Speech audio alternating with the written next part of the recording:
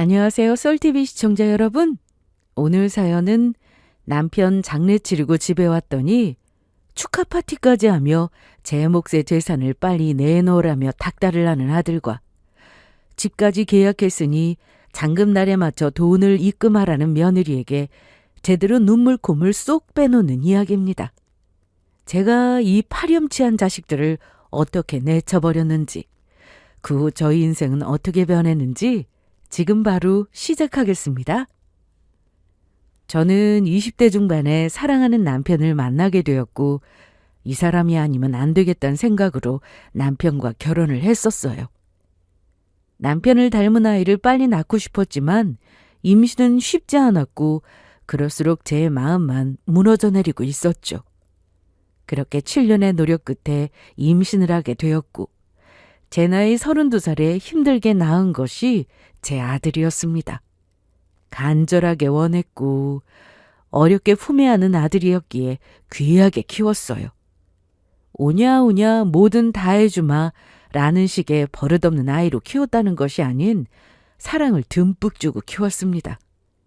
다행히 남편이 하는 사업에 꽤 잘 되는 편이라 부족함 없이 키우기도 했고요.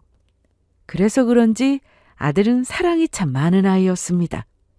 사춘기가 되어서도 그 모습은 변하지 않았었죠.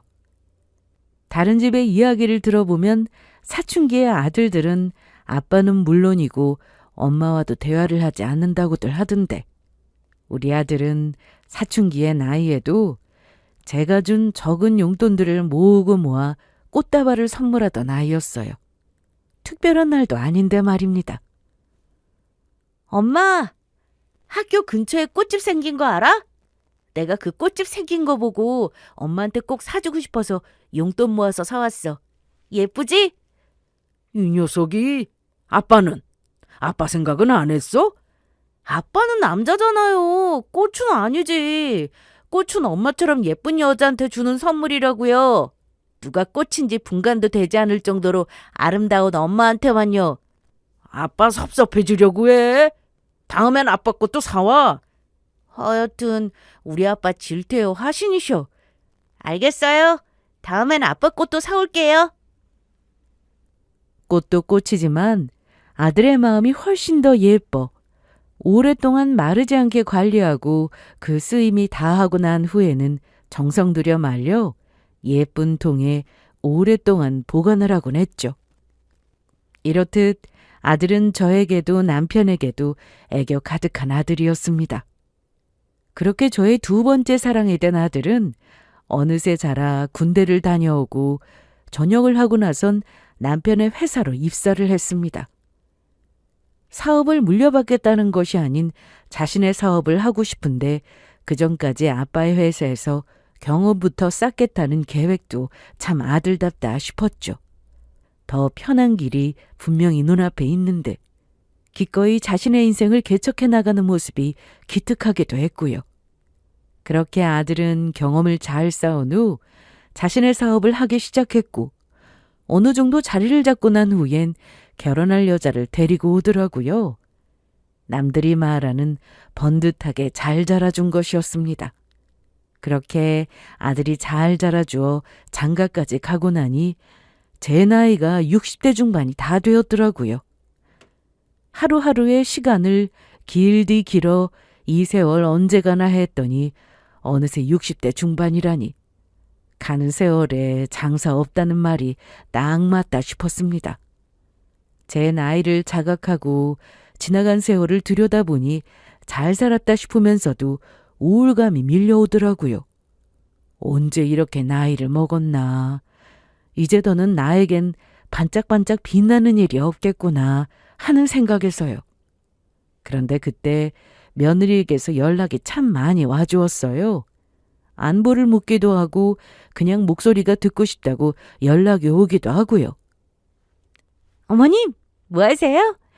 어머님 뭐 하시나 해서 연락드려봤어요. 나야 그냥 집에 있지.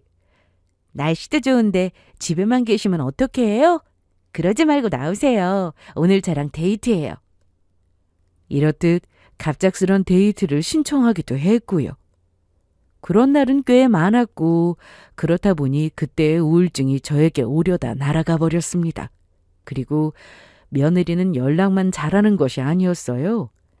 매주는 아니지만 주말에 가끔 집으로 놀러와 조잘조잘 이런 이야기 저런 이야기를 해주며 우리 부부를 웃게 해주기도 했고 어느 식당에 갔는데 너무 맛있었다며 저희를 꼭 데리고 가기도 했죠. 사실 며느리가 시어머니께 살갑게 대하는 것이 말이야 쉽지 참 어려운 일이잖아요. 그런데 며느리는 정말 저에게나 남편에게나 살갑게 잘하는 예쁜 며느리였습니다. 그랬기에 제가 좀 더 조심을 했던 것 같아요. 며느리가 저에게 연락을 해주는 일은 저에게 있어 참 고마운 일이지만 제가 며느리에게 연락을 자주 하는 건 며느리 입장에서 불편할 수도 있는 일이었으니까요. 특히나 요즘 애들은 시어머니가 너무 예뻐하고 관심을 가지는 것을 싫어한다고들 하니 적당한 선을 지키며 연락도 먼저 하지 않았어요. 혹시나 몸이 아프면 남편에게 먼저 연락을 했고 남편의 여의치 않는 상황엔 혼자 운전을 해서 병원에 다녔습니다. 쓰러질 정도의 아픔도 아니었고 차도 있고 운전도 잘하니 혼자 모든 것을 잘 해결한 것이었죠. 그렇게 지나가는 세월을 흘러간 세월처럼 잘 보내고 있던 어느 날 며느리에게서 연락이 오더라고요. 어머님, 저 지금 백화점 가려고 하는데 시간 괜찮으세요? 시간만 괜찮으시면 같이 가요. 오늘 저랑 데이트도 하고 맛있는 것도 사드릴게요. 나랑? 나보다는 친구들이랑 가는 게 더 즐겁지 않겠어? 나랑 가면 재미없을 텐데. 아니요. 저는 친구보다 어머님이랑 데이트하는 게 더 즐거운걸요? 그러니까 나오세요. 저랑 같이 백화점 가요. 네? 며느리의 성화에 저는 며느리와 함께 백화점을 가게 되었어요. 간 김에 바람도 쐬고 평소 예쁜 짓을 많이 하는 며느리에게 선물이나 사줘야겠다 싶기도 했죠. 그런데 며느리가 선수를 치더라고요. 명품 매장에 저를 데리고 가더니 가방을 사주더라고요. 저는 당연히 싫다고 했습니다. 아니야, 됐어. 이런 건 젊은 너나 들어야 예쁘지. 나는 이렇게 비싼 거 필요 없어. 네 시아버지가 사준 가방만 해도 충분해. 그러지 말고 네 거나 한번 골라봐. 내가 하나 선물해 줄 테니까. 그렇지 않아도 오늘 내가 너 선물 하나 사주려고 했었어. 어머님, 저 필요한 거 없어요. 가방도 이미 많고 옷도 많아요. 그러니까 오늘은 어머님이 제 선물을 받아주세요. 제가 정말 사드리고 싶어서 그래요. 대신 이건 나중에 저 꼭 물려주셔야 해요. 꼭이요? 어쩜 말도 그렇게나 예쁘게 잘하는지. 차마 그 마음을 거부할 수가 없어 가방을 받게 되었죠. 이렇듯 며느리는 정말 딸처럼 저에게 잘했습니다. 저도 그런 며느리를 예뻐할 수밖에 없었어요. 집안에 며느리가 차고 넘치게 잘 들어왔다는 생각이 들었고 남편도 그렇게 생각했죠. 그때까지만 해도 참 행복했는데 남편이 갑자기 쓰러지며 모든 불행이 시작되었습니다. 뇌출혈이었어요. 발견 즉시 병원으로 이송되었고 상황이 좋지 않아 응급수술을 했지만 상황은 점점 더 심각해져만 갔습니다. 중환자실에 의식을 회복했지만 후유증은 심각했고 장기 입원으로 이어졌죠. 그때까지만 해도 제 곁을 아들과 며느리가 지켜주었습니다. 엄마, 걱정하지 마. 아버지가 어떤 분이신데 분명 이번에도 잘 이겨내고 언제 그랬냐는 듯이 일어나실 거야. 그래요, 어머님. 이럴 때일수록 어머님이 더 강하게 마음먹으셔야 해요. 다 괜찮을 거라고 생각하시고요. 일단 오늘은 집에 가셔서 좀 쉬다 오세요. 여긴 제가 있을게요. 당신도 가. 내일 회사 가야 하잖아. 이처럼 제 마음이 흔들지 않게 해요. 하지만 입원은 길어졌고 상황은 점점 힘들어졌습니다. 금전적으로 힘들었던 건 아니었어요. 남편의 사업은 여전히 잘 되고 있었고 보험도 든든하게 잘 들어놓았으니까요. 제가 힘들었던 건 바로 남편의 상태였죠. 호전이라는 말은 전혀 듣지 못하고 점점 나빠지기만 했으니까요. 그리고 남편의 상황이 나빠질수록 아들 부부와의 사이도 멀어져 갔습니다. 병원에 자주 오는 걸 바라지는 않았지만 발길을 완전히 끊어버리는 것도 바라지 않았어요. 하지만 아들은 병원에 발길을 딱 끊어버린 것은 물론이고 연락조차 되지 않더라고요. 제가 병원에서 주로 생활하다 보니 어쩔 수 없이 급히 아들 부부의 도움이 필요할 때가 있는데 그때마저도 연락이 되지 않으니 참 힘들었습니다. 바뀐 건 며느리도 마찬가지였어요. 처음엔 회사도 다니지 않고 집에만 있는데 시아버지 병간호라도 도와야 하지 않겠냐던 며느리가 어느 순간부터 연락도 되지 않더라고요. 그날도 마찬가지였습니다. 집에 가서 옷도 새로 가져와야 했고 이것저것 챙길 것이 많아 미안하지만 부탁을 좀 하고자 며느리에게 연락을 했었어요. 그런데 몇 통을 해도 받지 않더군요. 하는 수 없이 아들에게 전화를 했고 전화는 받았지만 돌아오는 말은 상처가 되는 말뿐이었습니다. 아이, 그냥 사서 써. 돈이 없는 것도 아니고 돈 많잖아. 그냥 사서 쓰면 되지. 한둘도 아니고 어떻게 다 사서 써. 아, 진짜. 정 싫으면 잠시 병실을 비우면 되지. 그 잠깐 사이에 큰일이 안 나. 그리고 엄마, 집사람도 요즘 바쁘니까 전화 좀 하지 마. 나도 바쁜데 이 말하려고 전화 받은 거야. 하여튼 나중에 다시 연락할게. 상상조차 하지도 못했던 아들의 모습에 당연히 섭섭했습니다. 그렇지 않다고 하면 거짓말이겠죠. 제가 곤란한 상황인데 도움을 주지 않아서가 아니었어요. 거절할 수도 있죠. 아들도 바쁘고 며느리도 나름대로 사정이 있을 수도 있으니까요. 제가 섭섭했던 건 거절을 하는 말투와 태도였습니다. 저를 아주 귀찮은 짐짝처럼 여기며 짜증으로만 가득한 그 말들이 저에게 큰 상처가 되었죠. 하지만 그조차도 그러려니 하려고 노력했어요. 모든 부모가 그러하듯 자식에 대한 포용력은 때론 상식을 뛰어넘으니 말입니다. 저 역시 그럴 만한 사정이 있겠지. 남편이 예상보다 긴 시간 동안 병원에 있으니 아들 부부도 병원이라면 지긋지긋하겠다고 생각하면서요. 무엇보다 이젠 아들은 저만의 아들이 아닌 한 가정의 가장이다라고 생각하니 한편으로는 마음이 조금 편안해졌죠. 그때부터 저는 내 남편은 나 혼자 잘 챙기고 나 자신도 나 혼자 잘 챙기자는 마음을 먹었습니다. 그렇게 혼자 다 해내야 한다는 마음을 먹은 그때 하나둘 아이들이 병원으로 찾아오기 시작했습니다. 제가 말한 아이들은 아들 부부가 아니었어요. 그 아이들은 바로 저와 남편이 젊을 때부터 봉사와 후원을 해오던 보육원 아이들이었습니다. 이젠 아이라고 부르는 것이 민망할 정도로 잘 자란 성인이 되었지만 남편과 제 눈엔 언제까지나 어린아이일 뿐인 아이들이었어요. 그리고 그 아이들은 남편 회사의 직원이기도 했습니다. 물론 저와 남편이 뒷배경이 되어준 것이 아니었어요. 스스로 노력했고 열심히 공부하고 스스로 내린 결정으로 남편의 회사에 입사해서 각자의 자리를 빛내는 그런 자랑스러운 아이들이었습니다. 그런 아이들이 남편이 쓰러진 사실을 알고 병원에 왔더군요. 조금이나마 도움을 주고 싶다고요. 사모님, 오늘은 저희가 여기 있을 거니까 집에 가셔서 좀 쉬다 오세요. 간병인 분도 하루 쉬시라고 하고요. 조금 있다가 남자들은 사장님 안마도 해드리고 몸도 닦여줄 거고요. 여자들은 빨래랑 수건도 삶아서 가지고 이리로 오기로 했어요. 그러니까 집에 가서 아무것도 하지 말고 그냥 쉬기만 하셔야 해요.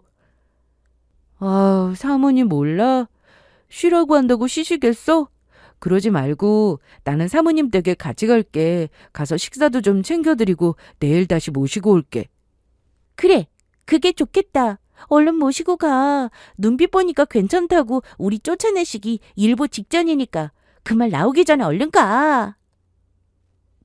이처럼 저를 잘 아는 아이들은 저와 병실에서 쫓아내주며 강제 휴식을 취하게 해주기도 했습니다.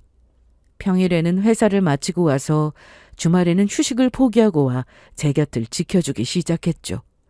그것이 정말 고마워 제가 울기라도 하면 우리 사모님 울보시네. 울보.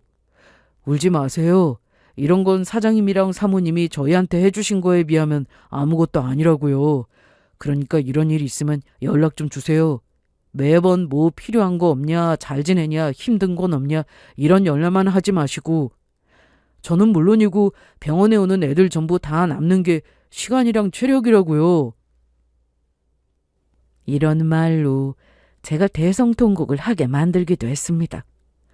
그렇게 저는 이런 따뜻한 마음들로 그 힘든 시간을 나눠 가지며 버텼습니다. 그러던 어느 날 한동안 연락조차 되지 않던 아들 부부가 병원으로 왔더라고요. 발끝부터 머리끝까지 아주 잘 차려입은 병원과는 전혀 어울리지 않는 차림으로 말입니다. 그럼에도 오랜만에 병원에 들려준 아들에게 고맙기도 하고 반갑기도 했는데 아들이 하는 짓은 저에게 실망감을 주게 부족함이 없더군요. 왜 왔냐는 저의 물음에 대답도 하지 않고 저를 돕고 있는 고마운 아이들에게 고함을 지르며 화를 냈으니까요. 요즘 너희가 우리 아빠 병실 오간다는 이야기를 들어서 와봤더니 그 이야기가 사실이었나 보네. 너희가 뭔데 여기로 오는 건데? 왜? 이렇게 우리 엄마한테 잘 보이면 뭐라도 떨어질 거라고 생각했어? 제발 꿈 좀 깨. 우리 부모님은 너희가 그저 불쌍해서 도와준 거지 자식처럼 생각해서 후원한 게 아니라고. 그래요. 아들 부부가 병원까지 찾아온 이유는 바로 천사 같은 아이들이 콩고물을 바란다는 오해를 해서였습니다. 아들은 아이들에게 상처가 될 말을 아무렇지 않게 퍼붓고 있었고 너무나도 실망스러운 아들의 모습에 화가 나더라고요. 저는 그 앞을 막아섰고 아들에게 화를 냈어요. 이게 뭐 하는 짓이야? 연락도 받지 않더니 갑자기 왜 왔나 했더니 고작 이딴 짓거리나 하려고 왔어? 내가 뭘 준다고 해도 절대 받지 않는 애들이야. 그런 애들한테 뭐라도 떨어져? 어디서 그딴 말을 해? 네가 뭔데 애들한테 상처를 줘? 얼른 사과해. 당장 사과란 말이야. 내가 왜 사과를 해야 해? 난 쟤들이 여기 오는 거 싫단 말이야. 저런 애들이 와서 엄마한테 도움 주는 것도 싫다고. 그렇게 싫었으면 네가 와서 도와주지 그랬어? 아니 적어도 전화라도 제대로 받아주던가. 연락도 되지 않던 녀석이 이제 와서 무슨 권리로 애들한테 그딴 말을 해? 아들에게 이렇게까지 화내본 적이 없었기에 아들도 꽤 당황한 듯 답이 없더라고요. 그 자리에서 얼어붙은 듯 저만 보고 있었고 그런 아들을 대신해 며느리가 나서기 시작했죠. 어머님이 뭘 몰라서 그래요. 요즘 애들이 얼마나 무서운데. 자기 시간 써가면서 아버님 병원에 와서 왜 이런 봉사를 하겠어요? 다 바라는 게 있어서 그런 거라고요. 그러니까 너도 네 남편이랑 생각이 같다는 거지? 당연히 그렇죠. 그리고 사실 남편 입장에선 저 애들이 아버님 병실에 오가면서 이렇게 병가 나오는 거 불편하지 않겠어요? 혹시나 어머님이 마음 약해진 때 재산을 나눠준다거나 하는 말도 안 되는 결정을 내릴까 봐요. 그러니까 힘이 드시면 간병인을 더 쓰시고 이 애들은 병실에 들이지 마세요. 도움도 받지 말고요. 며느리는 아주 낯선 모습으로 저에게 이래라 저래라 명령을 하고 있었고 저는 더 큰 호통으로 대답해 주었습니다. 우리 애들을 병실에 오는 것도 도움받는 것도 다 내 일이니 너는 상관하지 말거라. 앞으로 나한테 이래라 저래라 명령할 생각도 말고. 그리고 재산도 마찬가지야. 내 남편 재산이고 내 재산이야. 그 돈을 어떻게 쓰든 우리 마음이니 상관하지 마. 어머님, 무슨 말을 그렇게 섭섭하게 하세요? 지금이야 어머님 아버님 재산이 맞지만 결국 제 남편 몫이 되는 거잖아요. 미리미리 재산 지키겠다고 나서는 건 당연한 거잖아요. 아니, 그렇지 않아. 자식이라고 무조건 부모 재산 물려받아야 한다는 법도 없고 우리가 안 주면 그만이다. 그러니까 나가. 당장 나가란 말이야. 저는 아들 부부를 병실에서 내쫓아 버렸습니다. 그리고 아들 부부를 대신해 아이들에게 사과를 했죠. 아이들은 괜찮다고 했지만 너무나 미안하더군요. 괜찮다고 웃어 보이지만 그 마음이 전혀 괜찮지 않을 거라는 걸 잘 알고 있으니까요. 하지만 아이들은 끝까지 웃으며 돌아갔고 그날 밤까지도 마음이 내내 불편했습니다. 그런데 그날 밤 아들에게서 전화가 오더라고요. 엄마, 미안해. 아까 그렇게 행동하면 안 되는 거였는데 나한테 실망 많이 했지. 미안해, 정말. 요즘 내가 힘들어서 그래. 일도 뜻대로 안 풀리고 든든한 버팀목이었던 아빠는 누워있고 병원에 가봐야지 하면서도 바쁘니까 가보지도 못하니까 답답하고 말이야. 그래서 더 예민했어. 그 애들한테 화풀이 한 거지 뭐. 미안해. 다음에 제대로 사과도 할게. 그러니까 엄마도 마음 풀어. 술에 취한 듯한 목소리로 사과를 해오는데 또 화를 낼 수는 없었습니다. 아들의 목소리가 정말 좋지 않기도 했고요. 그래, 알겠어. 술 그만 먹고 자. 엄마가 이해하도록 할 테니까. 그리고 다음에 애들한테 꼭 사과하는 것도 잊지 마. 꼭 그렇게 할게. 아들에게 실망스러운 마음이 큰 것도 사실이었지만 또 마음이 약해졌던 것도 사실이었습니다. 저도 부모였고 4배 아파서 낳은 자식이 힘들다고 하는데 마음이 약해지는 것은 당연했으니까요. 하지만 그날 이후로도 아들의 행동은 달라지지 않았고 결국 남편이 유명을 달리하는 순간에도 아들은 그 자리에 없었습니다. 전화를 받지 않았고 문자도 확인하지 않아 남편의 상황을 몰라 병원에 오지 못했던 것이었죠. 뒤늦게 소식을 전해 들은 아들과 며느리는 병원으로 왔고 그때부터 장례 절차가 진행되었습니다. 정신이 하나도 없더군요. 마음이 찢어질 것만 같았고 눈물은 멈추지 않고 흘렀습니다. 거기에다 남편이 인생을 잘 살아주어서인지 장례식장을 찾아주신 분들도 많아 더 정신이 없는 날들이었죠. 그런데 아들 부부는 장례식을 치르는 내내 꺼다 놓은 보리자루처럼 굴더군요. 인사도 대충대충, 정리도 대충대충. 뭐든 다 귀찮다는 듯이 행동하고 시도 때도 없이 하품을 하는데 한 소리 하고 싶었던 적이 한두 번이 아니었습니다.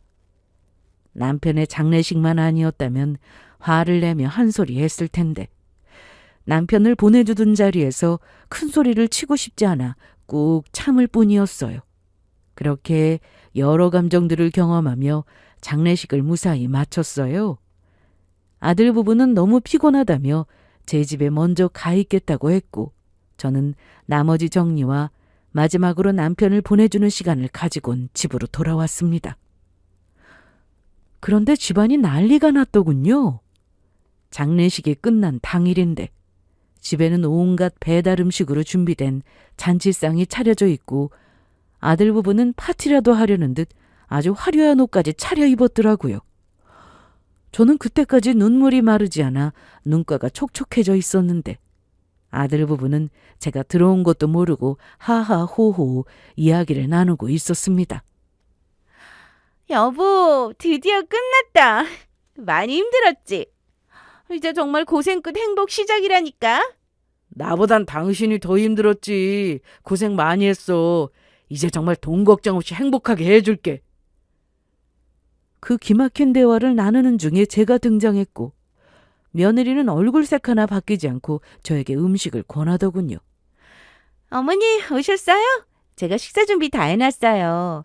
어머님 장례 치르는 내내 식사도 잘 못하셔서 특별히 영양가 높은 것들로 준비했으니 얼른 드세요. 잘 챙겨 드셔야 기력이 생기죠.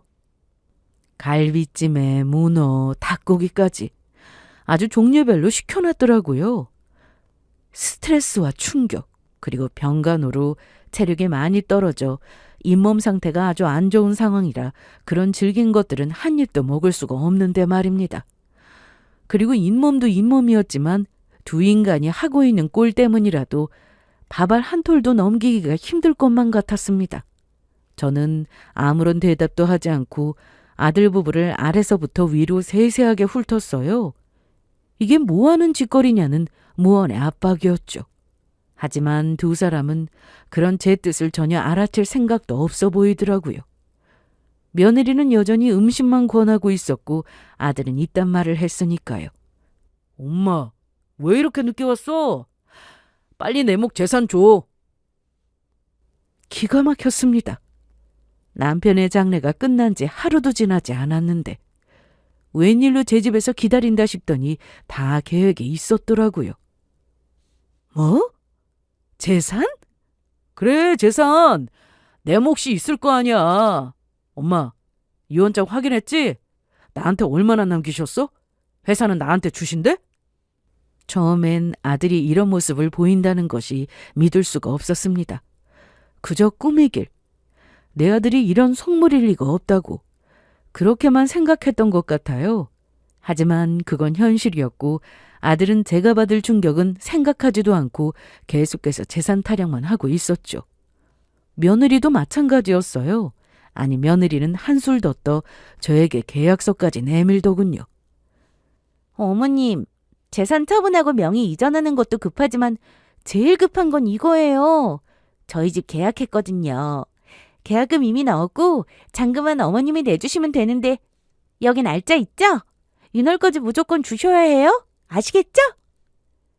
며느리는 싱긋하며 웃고 있었는데 그 미소가 악마의 미소와 다를 바가 없어 보이더군요.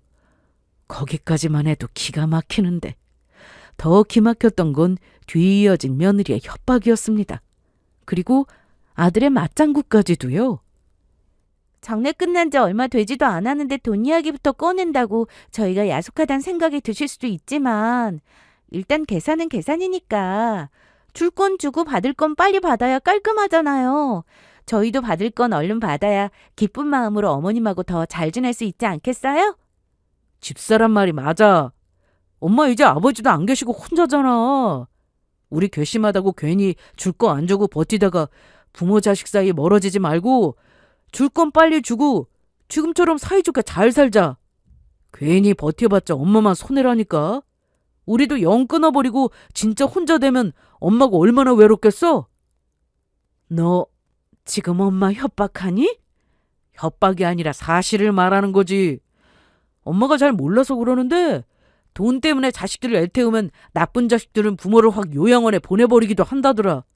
내가 꼭 그런다는 건 아니고 그런 자식들도 있다고.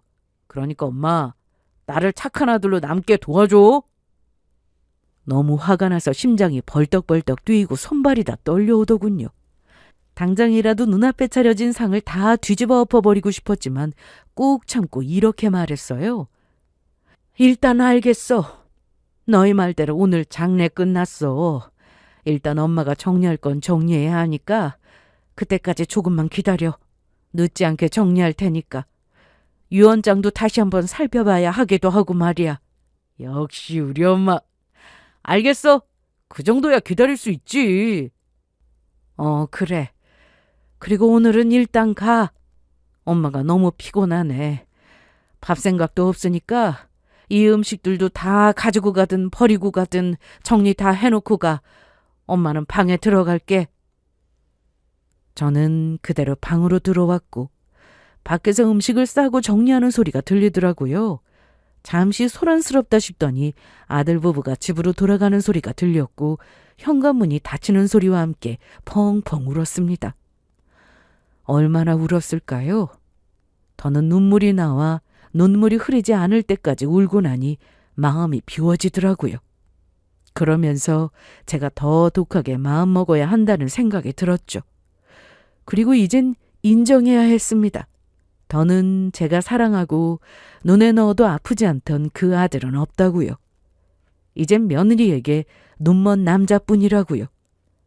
그렇다고 해서 오로지 며느리 탓만 할 생각도 없었습니다. 며느리가 좋지 않은 영향을 준 건 맞지만 그것도 둘 다 똑같은 인간이었기에 그렇게 변할 수 있었던 것이 아니겠어요? 내 배에서 자랐고 여러 힘든 고비를 이겨내며 나았고 그렇게 너무나도 소중한 하나뿐인 내 아들이지만 나도 내 아들을 잘 몰랐던 것이었습니다. 그날 이후 저는 바쁜 시간을 보냈어요. 이리저리 만날 사람도 많았고 준비할 것도 많았죠. 그렇게 며칠이 지나고 아들 부부를 만나게 되었습니다. 생각보다 더 빠른 연락에 두 사람은 아주 기쁜 모습으로 카페에 들어오더군요. 저도 아주 밝게 웃어주었고요.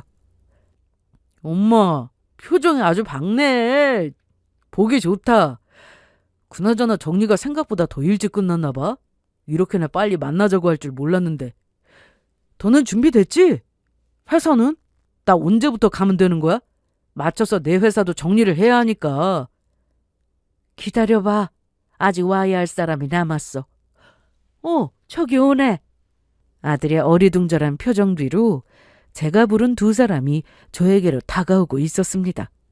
그건 바로 변호사와 남편의 자산을 관리하던 자산관리사였어요.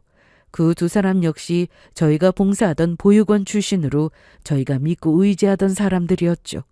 두 사람은 저에게로 다가와 제 양쪽에 앉았고 변호사가 된 아이는 곧장 아들에게 남편의 유언장을 보여주며 설명을 이어나갔습니다. 보시면 아시겠지만 사장님께서 모든 재산은 사모님 앞으로 남기셨어요. 회사는 전문 경영인을 모셔서 운영하기로 했고요. 아들분께는 지금 아들 네분께서 살고 계시는 집만 남기셨네요. 세금은 물론 아들분들이 다 내셔야 합니다. 네, 남편은 이런 현실을 예상이라도 한 듯 모든 재산을 모조리 제 앞으로 다 남겼더라고요. 아들에겐 살고 있는 집 딱 한 채만 남겼고 며느리에겐 그마저도 남기지 않았습니다. 모든 사실을 알게 된 아들은 그 자리에서 발악을 하며 고함을 고래고래 지르더군요. 이게 다 뭐야? 유언장 조작이라도 한 거 아니야? 그럴 리가 없잖아. 아버지가 나를 얼마나 사랑하셨는데 하나뿐인 아들한테 고작 집? 그럴 리가 있어? 조작 아니고 사실입니다. 예전부터 유언장 내용은 변경이 없었고 사장님께서 병원에 계실 때도 저를 불러 그대로 유지하겠다고만 하셨을 뿐 변경은 없으셨습니다. 더불어 지금 가지고 계시는 부모님 카드도 반납해 주셔야 합니다. 며느리분께서 쓰고 계신 카드도요. 사장님께서 돌아가시는 즉시 모든 걸 회수하시라고 하셨어요. 사장님께서 돌아가시고 나면 그 뒤로는 사모님께서 모든 걸 결정하셔야 하니 모조리 다 제로에서 시작하게 하시라고요. 그 두 사람의 설명이 이어졌지만 아들과 며느리는 하나도 귀에 들리지 않은 듯 하더라고요. 중간에 말을 딱 끊고선 다시 고함을 질렀죠. 이런 법이 어딨어! 내가 자식인데 그것도 외동아들! 이럴 리가 없어. 내가 당신보다 비싼 변호사 선임해서 법적으로 대응할 거니까 기다려! 비싼 변호사를 아무리 선임해도 법이 바뀌는 건 아닐 텐데 괜한 돈 낭비하지 마시죠. 이제 예전보단 삶이 힘들어질 텐데 그럼에도 굳이 비싼 변호사를 쓰시겠다면 마음대로 하세요. 저는 그 어떤 변호사가 와도 지지 않을 자신이 있으니까. 변호사는 자신감이 넘쳤고 아들은 절망했습니다. 절규를 하듯 머리를 잡아뜯던 아들은 도저히 방법이 없다 싶었는지 며느리의 손을 잡아 끌며 그 자리에서 무릎을 꿇더라고요. 남편의 성화에 며느리도 그 옆에 무릎을 꿇었고요. 엄마!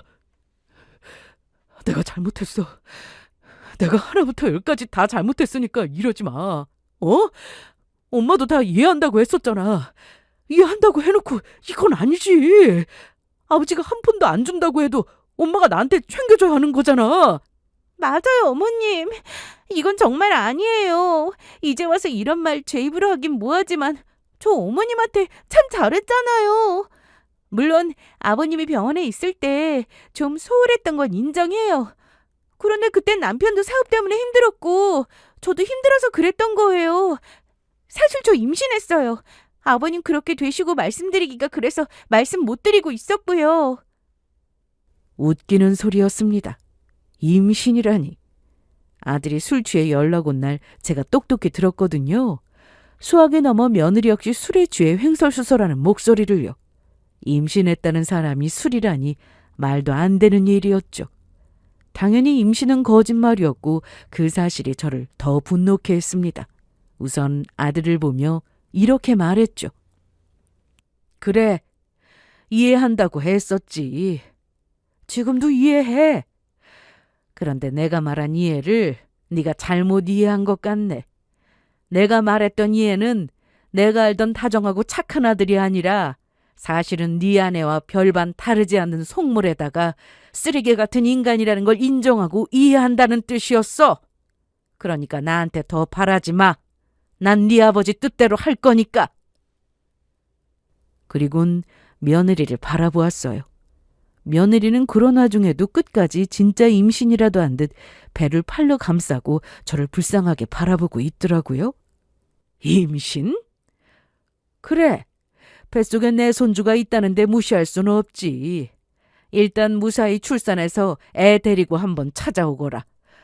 그러면 내가 증여세 내지 않는 2천만 원은 줄 테니 딱 그 정도가 내 손주한테 주는 처음이자 마지막 온정이라는 거 잊지 말고. 제 말이 끝난과 동시에 두 사람은 난리를 부리더라고요. 엄마! 진짜 끝까지 이럴 거야? 막말로 엄마 이제 다 늙었어. 언제 죽어도 이상하지 않을 그런 나이라고. 그런데 그런 엄마가 언제까지 혼자 살 수 있을 거라고 생각해? 지금이야 괜찮겠지. 아니 괜찮다고 생각하겠지. 그런데 그건 엄마 생각일 뿐이라고. 그래요, 어머님. 이제 저희 손길이 그 어느 때보다 중요한 순간들만 남았는데 이런 식으로 저희 내치시면 후회하는 건 저희가 아니라 어머님이라고요. 아버님이 돈 많이 남기셨잖아요. 죽을 때 돈 싸들고 갈 것도 아니고 어머님 쓰실 만큼 남겨두고 저희한테 주면 다 좋은데 왜 이렇게 고집을 부리세요? 자식이 많은 것도 아니고 하나뿐인 아들 며느리한테 이러신 건 아니죠. 두 사람은 다시 제 노후를 빌미로 협박을 강행했고 저는 그 두 사람에게 미소를 보여주었습니다. 하나뿐인 아들은 이제 없다. 내가 알던 사랑스러운 아들은 이 가슴에 묻은 지 오래야. 이젠 난 자식 없는 셈 치고 살 거니 그런 줄 알아. 그리고 계속 내 노후에 대해서 걱정하는 것 같은데 그것도 걱정할 필요 없어. 나 실버타운 들어갈 거거든. 돈만 있으면 살기 좋은 세상이라는 말은 너희한테만 해당되는 게 아니란다. 나이 많은 나한테도 돈만 있으면 얼마든지 살기 좋은 세상이야. 그게 자식을 대신해 줄 수가 있을 것 같아? 실버타운은 말 그대로 사는 곳이잖아. 집 따위가 자식이랑 같냐고. 엄마가 챙겨주는 자식 하나 없이 살 수 있을 거라고 생각해? 아니라니까. 그건 착각이라니까. 나한테 자식이 왜 없니? 이 자리만 해도 변호사 아들의 자산관리사 딸이 있고 저 밖에도 나한테 일 생겼다고 뛰어와주는 아이들이 저렇게나 많은데? 저는 창밖을 보았고 그곳엔 아이들이 저를 보며 손을 흔들어주고 있었습니다. 제 사정을 전해들은 아이들이 저를 응원하고 저를 보호해주고자 달려온 곳이었죠. 아들도 그런 아이들과 눈이 마주쳤고 그 어느 때보다 절망적인 표정으로 사색이 되어갔습니다. 며느리는 아예 꺼이꺼이 울고 있었고요. 저는 그런 두 사람을 두고 아이들과 함께 자리를 떠났습니다. 그 후 저는 미리 봐두었던 실버타운에서 지내게 되었어요. 아들 부부에게서 번갈아 가면서 연락이 왔지만 단 한 통도 받지 않았고 제가 어디에서 지내는지도 알려주지 않았죠. 그런데 제 뒷조사라도 했는지 두 사람이 저를 찾아왔더라고요. 남편의 병원에 올 때도 그렇게 차려입고 왔던 두 사람이 완전 거짓골을 해서 말입니다. 로비에서 연락이 왔고 두 사람이 저를 찾는다는 말에 고민을 하기도 했습니다. 나가지 않아야겠다는 생각을 하기도 했지만 부모 마음이 그게 또 쉽지 않더라고요. 결국 저는 정말 마지막이라는 마음으로 아들 부부를 만나게 되었던 것이었습니다. 그때까지만 해도 제 심정은 정말 반성하는 모습이 보이고 개선의 의지가 보인다면 어느 선까진 용서를 하고 지켜볼 생각이었어요. 그 마음을 먹는 것도 쉽진 않았는데 제 앞에 두 사람은 반성하는 척만 할 뿐 여전하더라고요. 엄마, 우리가 진짜 잘못했어요. 정말 반성 많이 했어. 우리 꼴 보이지? 우리 요즘 너무 힘들다. 회사도 다 망하고 카드값도 다 막아서 신용불량자 되게 생겼어. 집도 계약 위반으로 계약금 날리고 아버지가 남겨주신 집도 처분했어. 우리 이렇게 힘들게 살아. 맞아요, 어머님. 저희 정말 너무 힘들어요. 반성도 많이 했고 살면서 더 많이 반성할 테니까 저희 좀 용서해 주시면 안 될까요? 많은 걸 바라지도 않아요. 그저 먹고 살 길만 좀 열어주세요. 어머님 그 정도 재력은 되시잖아요. 들어보니 아들은 회사를 말아먹은 듯 했습니다.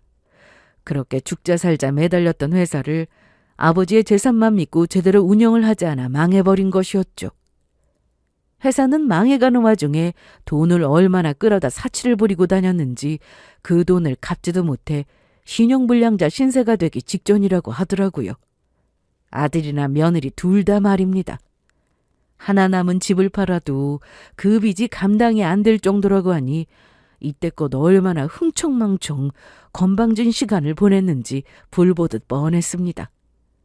사정을 설명하는 두 사람의 시작은 반성이었지만 그 끝은 도움이라는 것에서 두 사람 다 똑같더군요. 그 파렴치한 모습에 저의 마지막 온정은 완전히 날아가고야 말았습니다. 이딴 인간들에게 내 남편이 뼈 빠지게 번 돈을 주는 것도 아깝긴 했지만 제가 도움으로 이 인간들의 상황이 더 나빠질 것이 훤히 보였어요. 처음엔 열심히 살겠다고 하겠지만 결국엔 그렇지 않을 것이고 그때쯤엔 정말 인간 쓰레기가 될 거라는 것이요. 그래서 저는 더 굳건하게 마음을 먹었습니다. 정말 완전하게 끊어내겠다고요. 아니, 내가 돈이 아무리 많아도 너희한테 줄 돈은 없다. 그러니까 다시 찾아오지도 마라. 이제 너 같은 자식은 없다고 생각하고 살 거니까. 만약 내가 죽었다고 해도 찾아오지 마. 저승에 가서라도 너 따위는 반길 생각이 없으니까. 엄마, 진짜 이렇게까지 해야겠어? 진짜 너무하네. 너무한 건 너지. 이 엄마가 아니라. 기억 안 나니? 재산 안 주면 요양원에 보내버린다는 말. 그게 엄마한테 할 말이니? 그리고 그날 네 아버지 장례식 끝난 날이었어. 그런 날에 돈을 달라고? 외롭지 않겠냐고? 그딴 협박이나 한 놈이 이제 와서 나한테 너무한다고? 아니, 그땐 나도 급하니까 그랬지. 극단적으로 설명해 엄마도 이해를 더 잘할 것 같으니까. 설마 그게 진심이었겠어? 내가 다른 건 몰라도 네가 진심으로 하는 말인지 아닌지는 구별할 수 있어. 그때 너 진심이었고 나 도와주는 아이들이 아니었다면 강제로 요양원에 보내버렸겠지. 아니야? 아들은 대답이 없더라고요. 저는 그런 아들을 바라보며 다시 입을 열었습니다. 아들, 이 엄마가 마지막으로 엄마로서 하는 말이니까 잘 들어. 우선 인간부터 좀 돼. 돈이 아무리 중요하다지만 너처럼 짐승같이 파렴치하게 살면 그 모양 그 꼴 못 면할 거다. 저는 그대로 돌아섰고 그런 제 앞을 막아선 건 바로 며느리였습니다. 악에 받친 표정으로 제 앞을 막은 며느리는 고함을 지르며 이렇게 협박하더군요. 이대로 못 가요. 돈 내놓고 가세요. 더도 덜도 말고 딱 5억. 5억만 주고 가라고요. 5억 준다고 약속하지 않으면 나 어머님 아들이랑 이혼할 거예요? 설마 사업 다 망하고 밥벌이도 못하는 아들 이혼까지 하길 바란 건 아니죠? 당돌한 건 알았지만 생각보다 더 당돌한 아이였습니다. 거기에다 멍청하기까지 했죠. 이미 영 끊는다는 말까지 했는데 제가 이혼 같은 걸 신경이나 쓰겠습니까? 아니요. 오히려 이딴 여자와는 살지 않는 것이 저에게 있어서도 아들에게도 더 나은 일일 텐데요. 넌 참 끝까지 당돌하구나. 그리고 멍청하기도 하고. 그게 무슨 말이에요? 멍청하다니요? 이것 봐.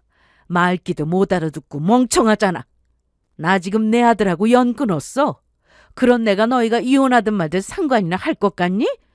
너희가 북치고 장구쳐도 나는 이제 아무런 상관이 없다 이 말이야. 그러니까 건방지게 감히 나한테 협박 같은 거 할 생각도 하지 마. 진짜? 그러면 나보고 어쩌란 말이에요? 몰라. 그냥 돈 내놓으라고요. 돈 달라고. 그 입 못 다물어? 나한테 돈이라도 맡겨놨니? 내 생각 같아선 한 대 날리고 싶은데 이런 너도 네 부모님한텐 귀하디 귀한 자식일 거라 참는 거니 얼른 가! 엄한 꼴 더 보기 전에! 제 입장에선 최대한 좋은 말로 보내려고 했지만 두 사람은 끝까지 매달렸고 결국 전 제 자식을 경비분들을 통해 내쫓을 수 있었습니다. 그 후 두 사람은 서로를 원망하느라 많은 시간과 에너지를 쏟더군요. 결국 남은 빚과 상처뿐이었고 욕하며 이혼을 했다고 했습니다. 이혼을 하고 난 후에 정신을 차렸는지 아들은 더 이상 저를 찾아오지 않았고 작은 집을 구해 혼자 굳은 일도 마다하지 않고 하며 생계를 유지하고 있다고 하더군요. 그리고 저는 아주 잘 지내고 있어요. 실버타운의 생활이 생각보다 더 만족스러워 평화로운 시간을 보내고 있습니다. 남편의 회사는 남편의 뜻대로 전문 경영인을 모셨고 일정 수익을 배분받고 있어요. 저는 그 수익금으로 다시 후원을 하고 있고요. 남은 나날 동안 제가 쓸 돈은 충분하기에 저희보다 더 어려운 환경에 있는 사람들을 돕고 싶기도 했고 그것이 남편의 뜻일 거라 생각합니다. 아이들도 잘 지내고 있습니다.